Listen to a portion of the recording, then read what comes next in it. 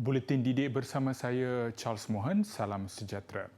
Perdana Menteri Tan Sri Muhyiddin Yassin berkata pendidikan teknikal dan latihan vocational TVET antara pilihan yang sesuai untuk para pelajar lepasan sijil pelajaran Malaysia yang masih mencari arah masa depan kerjaya. Jelas beliau, TVET bukanlah pengajian kelas kedua untuk mereka yang tercicir atau kurang cemerlang. Sebaliknya, kerjaya berasaskan kemahiran yang ditawarkan menerusi pengajian TVET mampu menjanjikan pendapatan lumayan. Dan bagi anak-anak dan para bapa yang berada di persimpangan jalan dalam mencari arah masa depan kerjaya yang sesuai, saya ingin yakinkan saudara dan saudari sekalian bahawa pengajian TVET adalah antara pilihan yang sesuai. Perdana Menteri berucap merasmikan penutup Expo dan Sidang Kemuncak Pendidikan TVET 2021 secara dalam talian semalam. Tegasnya lagi, pengajian TVET adalah tunjang pembangunan sumber manusia dalam memastikan tenaga kerja baru yang berkemahiran tinggi dapat dihasilkan terutamanya dalam bidang-bidang baru yang penting kepada kemajuan negara. Kesemua institusi TVET yang menyertai Expo berkenaan dibantu secara percuma bagi pendigitalan pendidikan mereka. Usaha ini selaras dengan pelan My Digital Blueprint Ekonomi Digital Malaysia yang dilancarkan sebelum ini. Saya percaya kita mampu melonjakkan kemajuan Malaysia ke suatu tahap yang lebih tinggi sekiranya budaya digital ini diamalkan secara menyeluruh dalam pelbagai bidang, terutamanya dalam bidang pendidikan. Dengan pendigitalan pendidikan, kita pastinya akan dapat membangunkan modal insan berkualiti yang dilengkapkan dengan pengetahuan dan kemahiran terkini untuk meningkatkan kemajuan negara dan taraf hidup rakyat. Perdana Menteri turut berharap penganjuran program seperti Expo dan Sidang Kemuncak Pendidikan TVET dapat diteruskan pada masa akan datang sekaligus menjadi permulaan yang baik bagi Malaysia untuk muncul sebagai hub pendidikan digital TVET di dunia. Sementara itu, 7,000 usahawan dalam kalangan graduan TVET berjaya dilahirkan sejak tahun 2018. Ia memberi gambaran perlunya pelajar College Vocational KV memanfaat ilmu kemahiran yang diterima di sekolah secara tidak langsung membantu melaksanakan harapan kerajaan untuk memenuhi permintaan perindustrian berasaskan kemahiran.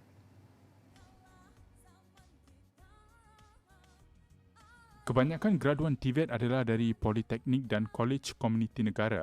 Menurut Menteri Pengajian Tinggi Datuk Seri Dr. Noraini Ahmad, ada di antara mereka mampu menjana pendapatan membanggakan di samping mewujudkan peluang pekerjaan kepada individu lain.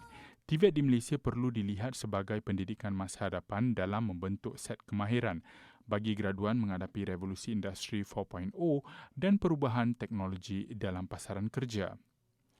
Expo dan Sidang Kemuncak Pendidikan TVET 2021 yang bertemakan Pendidikan Digital The New Future melibatkan 5,000 peserta dalam kalangan lepasan SPM dan 50 institusi pendidikan. 16 penceramah Malaysia dan antarabangsa turut menyertai Expo ini yang diadakan secara hybrid.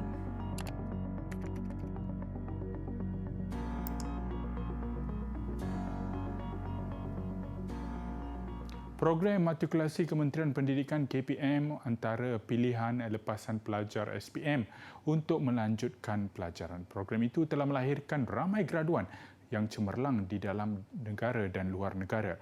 Kualiti program matrikulasi juga tidak perlu dipersoalkan berikutan kebanyakan alumni matrikulasi berjaya mendapat kerjaya profesional. Menurut pengarah bahagian matrikulasi Dr. Rosna Riza Abdul Halim, terdapat 3 faktor membuktikan keistimewaan program matrikulasi KPM.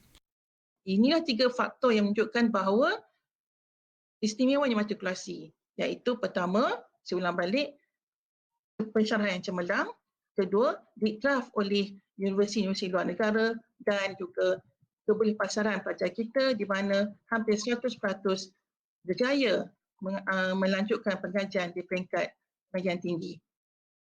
Program matrikulasi KPM membolehkan alumni bukan sahaja melanjutkan pelajaran di universiti tempatan, malah di 35 buah universiti luar negara antaranya United Kingdom. Daripada senarai itu, 19 universiti berada dalam kelompok 100 universiti terbaik QS World Ranking 2021.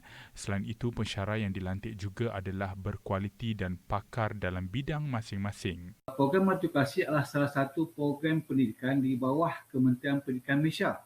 Bukan merupakan institusi pendidikan swasta. Justru yuran pengajian dan yuran penginapan ataupun asrama bagi semua pelajar berdaftar di program ini adalah percuma.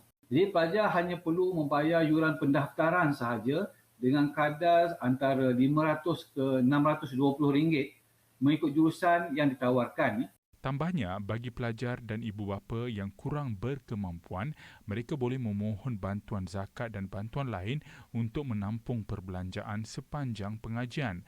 Kerajaan juga turut memberi bantuan sara hidup pelajar BSHP kepada yang layak sebanyak RM250 sebulan. Persekitaran di Kolej Matrikulasi juga dilengkapi pelbagai fasiliti mesra orang kurang upaya sekaligus memudahkan pergerakan pelajar kurang upaya untuk menimba ilmu. Keberkesanan program matrikulasi KPM dapat dibuktikan melalui kejayaan alumni mereka.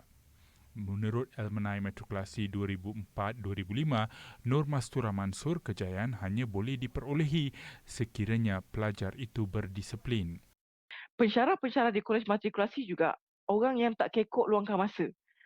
There's a philosophy of orang cerdik pandai lah mengatakan bila seseorang mampu dan boleh meluangkan masa for you untuk anda, it means it would like to embrace the moments untuk help you back.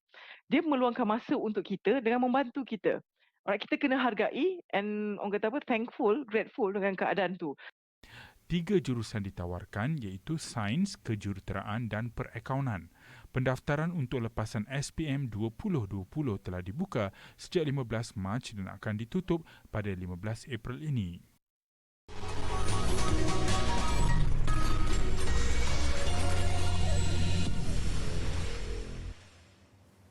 Bersua kembali, Jepun antara negara yang sering menjadi pilihan pelajar untuk menyambung pengajian di peringkat universiti. Jika ada antara pelajar khususnya lepasan SPM yang bercita-cita mengembara menuntut ilmu di negara matahari terbit ini tetapi masih kurang jelas atau tidak tahu bagaimanakah caranya, ikuti laporan wartawan Miza Syafiza Muhammad Fuad. Setiap tahun, permohonan kemasukan ke Universiti Jepun dibuka pada 1 April dan lazimnya tempoh pembelajaran di Universiti Tempatan Jepun adalah 2 semester setahun. Menurut Pengerusi Ahli Lembaga Pengelola Pusat Bahasa Tekyo, Datuk Zulkifli Abdul Malik, syarat asas permohonan pengajian ke universiti di Jepun adalah pelajar perlu mempunyai tempoh minimum 12 tahun belajar di negara asal. Jadi kalau kita SPM tak cukup, kita 11 tahun. So nak tak nak, you kena masuk pre-U setahun. Baru cukup 12 tahun, dia tak kira. Apa latar belakang kita, itu melayakkan kita untuk masuk seat examination for dia panggil EJU. Entrance Examination for Japanese University. So every year kita ada 2 examination for EJU, bulan 7 dan juga bulan 11. So you can sit for any organization for the next fiscal year punya intake lah. And that of course the qualification tu dia valid for a year lah. So if not you have to resit again lah. Okay, itu antara dia punya kriteria utama untuk masuk ke Universiti Jepun. Tidak dinafikan, kos pengajian dan sara hidup di Jepun amat tinggi. Ia antara menjadi kekangan utama bagi para pelajar yang bercita-cita menuntut ilmu di sana. Japan expensive because kita punya currency. Okay? So in other words, kalau zaman saya dulu RM1 100 yen. Sekarang hampir nak dapat 100 yen nak kena bayar dekat RM4. So that shows kita punya country memanglah jadi 4 times compared to the time I went to Japan. Tetapi Jepun memang menyediakan fasiliti untuk pelajar asing. Pertama, di bawah insentif MAX. Dia panggil MAX tu macam Kementerian Pendidikan juga, Kementerian Pendidikan Sains dan Teknologi, yang mana dia akan bagi 30% discount for all foreign students. Masuk aja you will enjoy the 30% discount. On top of that, dia pula ada menyediakan insentif duit poket. Ada banyak badan-badan dekat situ yang bagi duit poket. Of course, bukanlah, at least can cover your rental. Menurut Datuk Zulkifli, ada pelbagai cara untuk menampung kos sara hidup di Jepun. Kebiasaannya, pelajar boleh memohon beasiswa menggunakan keputusan yang diperolehi dari semester pertama pembelajaran. Mereka juga dibenar bekerja sambilan selama 4 jam. Selain minat yang mendalam terhadap bidang yang ingin diceburi, pelajar juga dinasihatkan untuk berani mencabar diri, terutamanya apabila negara menuju ke arah revolusi industri 4.0. Dan mana-mana negara bagi kita ijazah, tapi kalau kita pergi negara yang mungkin bahasanya lain, you earn one more extra, which is the language. Dan kita lihat macam Jepun merupakan salah satu investor atau pelabur yang terbesar di Malaysia. Of course ada peluang kerjaya. Maka kalau ada orang interview, they prefer to have people who can speak Japanese macam saya. Jadi ini satu peluang lah. Bukan saja ijazah, tetapi di sebalik ijazah tu ada peluang kerjaya yang lebih baik. Dan saya belum lihat lagi yang kata graduan dari Jepun tak dapat kerja. Memang dia in good demand. Good demand in terms of because of their language actually. Laporan Miza Syafiza Muhammad Fuad, Politik ID. 36 pelajar Akademi Pengajian Islam Contemporary ACIS Universiti Teknologi Mahara UiTM yang terdiri daripada golongan B40 menerima komputer riba sumbangan Yayasan Rizalman Ibrahim RI. Sumbangan ini sedikit sebanyak meringankan beban pelajar kemasukan baru yang perlu menyediakan kelengkapan untuk memulakan sesi pembelajaran di universiti. Komputer riba itu diberi khusus untuk kegunaan pelajar bagi mengikuti kuliah pembelajaran terbuka secara jarak jauh atau Open Distance Learning ODL. Penyerahan dilakukan oleh pengerusi Yayasan RI yang juga ahli lembaga pengarah UiTM Datuk Rizalman Ibrahim. Menurut Datuk Rizalman, Yayasan RI berhasrat untuk mendekati pelajar UiTM dan membantu menyelesaikan masalah yang dihadapi mereka sebaiknya, terutama bagi pelajar yang terkesan daripada pandemik ini agar pembelajaran mereka dapat diteruskan sebaiknya. Turut hadir Timbalan Naik Chancellor Industri Komuniti dan Rangkaian Alumni ICAN UiTM Datuk Dr. Rahmat Muhammad dan Dekan ACIS Profesor Madya Dr. Nur Hidayah Muhammad Hashim. Dipersilakan Amal Auni Ahmad Sufian. Sepanjang pengalaman saya di universiti ini, sekiranya pelajar tidak mempunyai minat dalam satu-satu kursus yang diambil di universiti, dia akan mendatangkan sesuatu masalah yang berpanjangan kerana sesuatu kursus terbabit memerlukan daya usaha yang berterusan bagi meneruskan kelangsungan pengajian di universiti. Kursus-kursus yang ingin dipilih ini perlulah mempunyai prospek kerja yang lebih baik untuk masa hadapan dan pelajar-pelajar perlu bersedia sekiranya untuk bersaing dengan generasi-generasi yang mendatang dan juga kena bersedia untuk menjadi usahawan yang mana memerlukan daya usaha kendiri yang optimum dalam kita memajukan diri kita sendiri suatu masa nanti.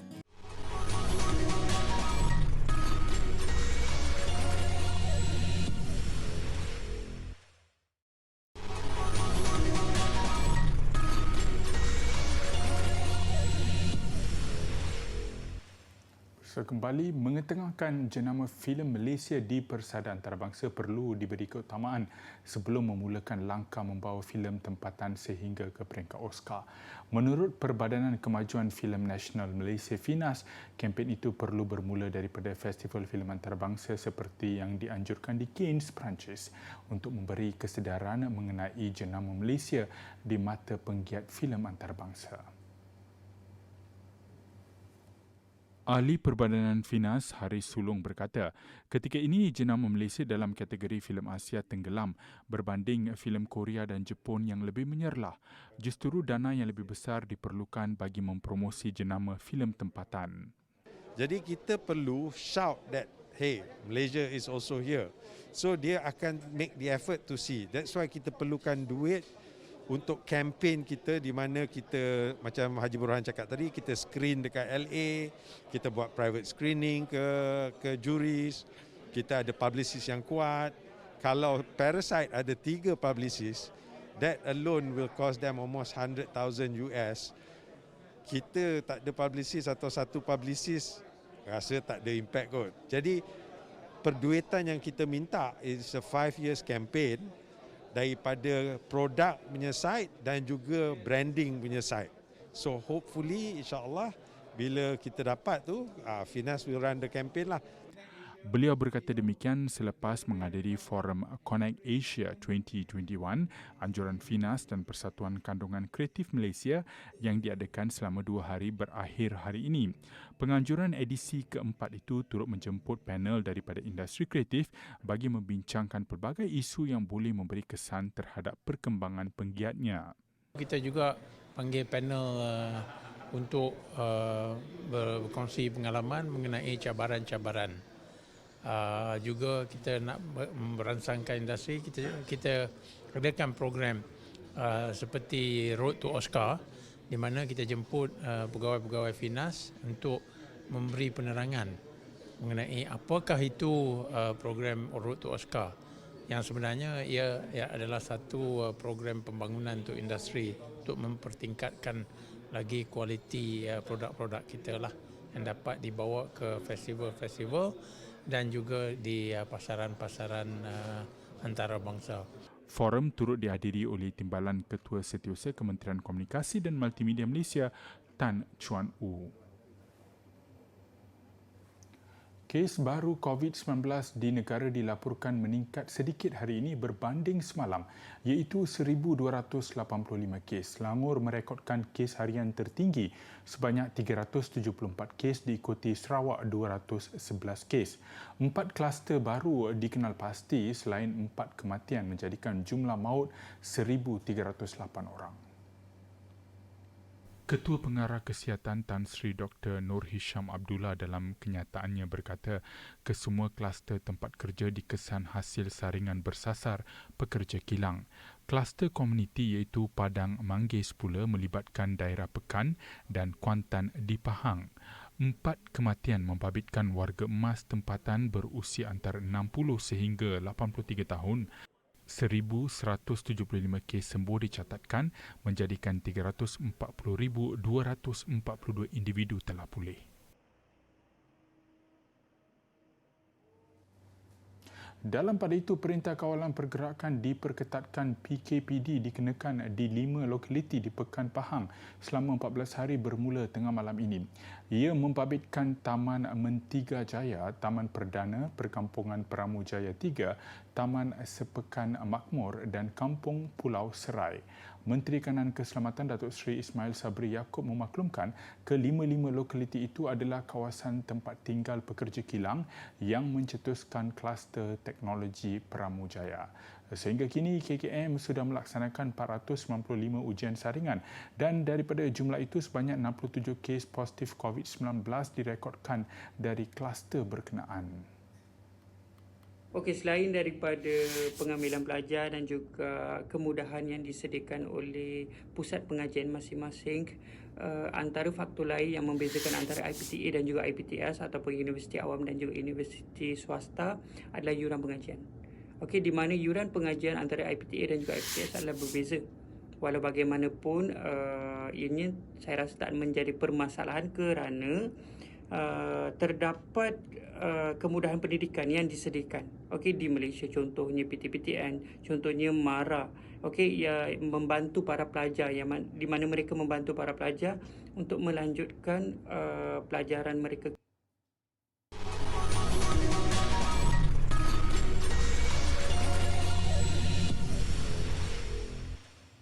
Bersua kembali berita sukan, jago badminton perseorangan negara Lee Zijia menerima durian runtuh sebagai menghargai kejayaannya memenangi kejohanan All England baru-baru ini.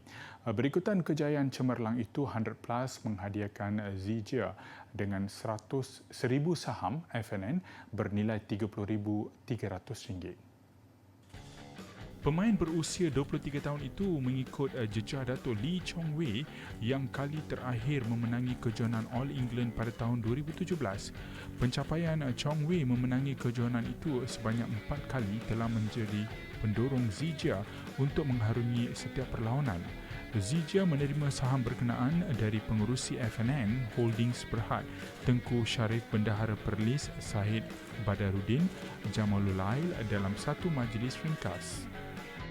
After quarantine ini dah masuk minggu kedua, so memang saya rasa condition semua pun slowly balik sudah. So sudah start training untuk prepare untuk India Open. So kita pun tak tahu nanti last minute boleh cancel ke tak. So memang untuk setakat ni kita memang prepare untuk pergi India Open lah, untuk point Olympic kan. Ya. Yeah. Zijia menunjukkan kemampuan terbaiknya dalam All England baru-baru ini apabila berjaya menyingkirkan dua pemain terbaik dunia iaitu Kento Momota dan Viktor Axelsen pada perlawanan separuh akhir dan final, sekaligus menjadi tonik terbaik buatnya dalam misi ke Sukan Olimpik Tokyo Julai ini.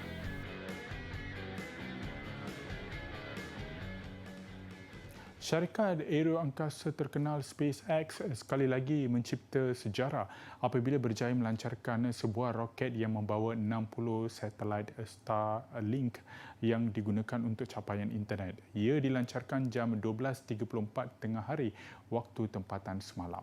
Roket di bahagian atas berjaya melaksanakan misi berkenaan 1 jam kemudian, manakala roket di bahagian bawah atau pendorong mendarat di atas drone ship yang terletak di lautan Atlantik. Ini adalah pelancaran ke-7 bagi pendorong berkenaan. Pelancaran ini juga adalah kejayaan ke-10 buat roket Falcon 9.